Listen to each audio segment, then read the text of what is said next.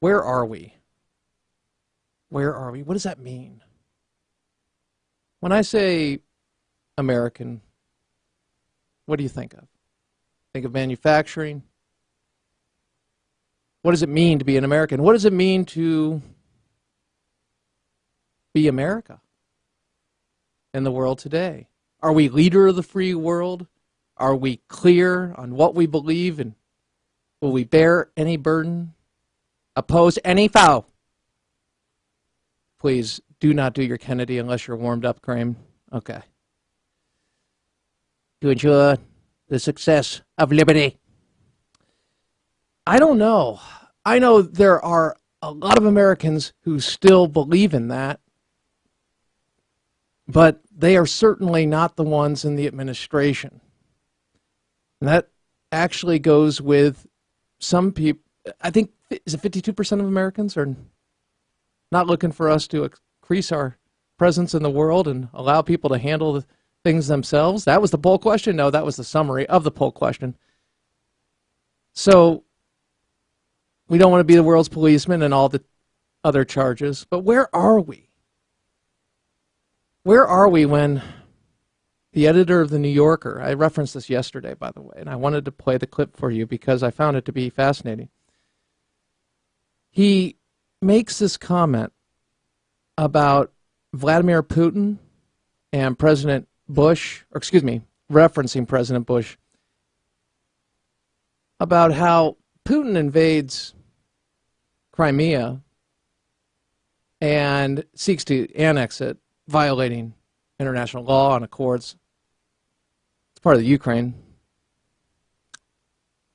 And yet he's saying we do the same thing, so we don't really have much moral standing. The moral equivalence, in essence. Here is Mr. Remnick, the editor of the New Yorker. Remember the man who did that interview with President Obama? Yeah, David Remnick.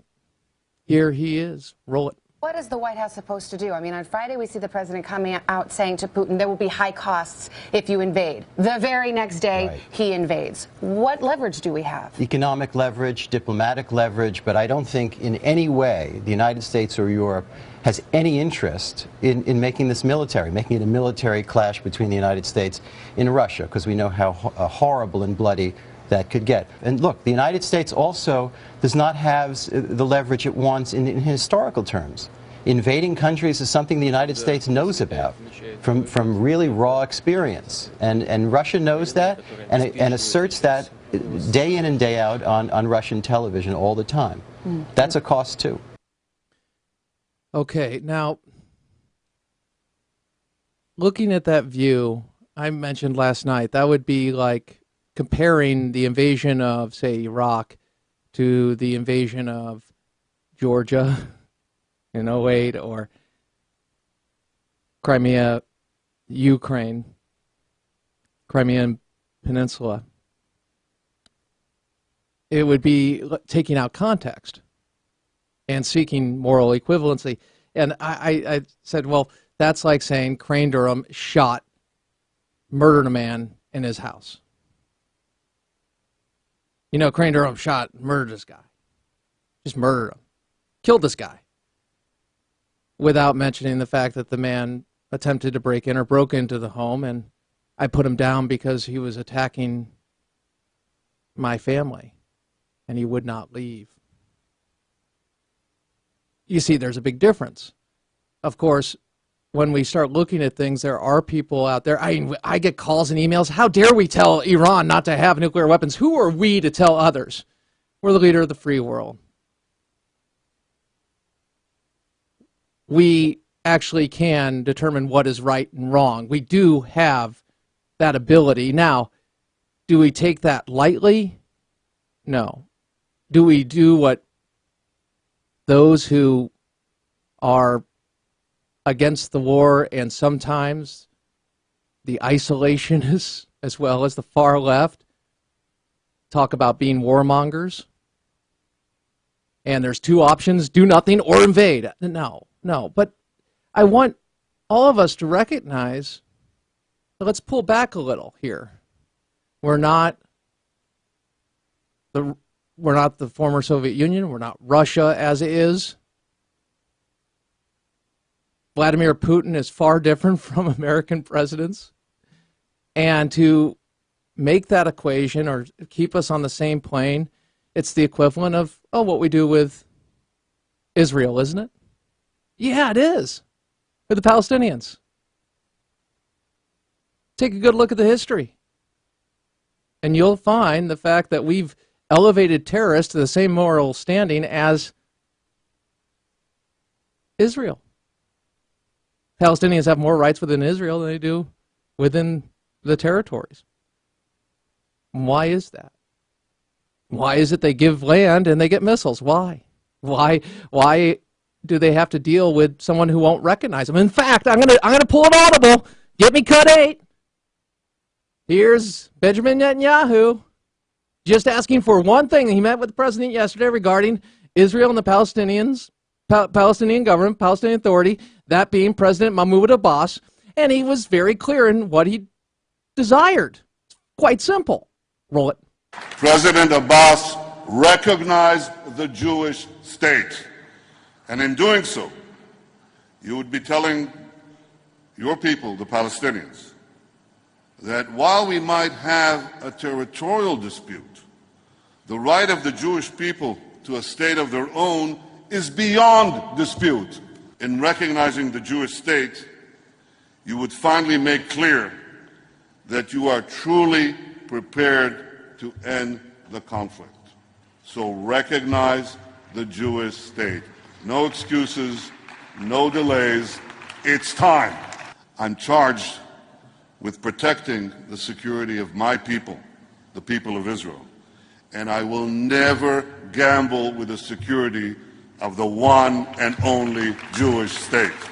So as we work in the coming days, in the coming weeks, to forge a durable peace, I hope that the Palestinian leadership will stand with Israel and the United States on the right side of the moral divide, the side of peace, reconciliation, and hope. Amen. Stand with you, Israel.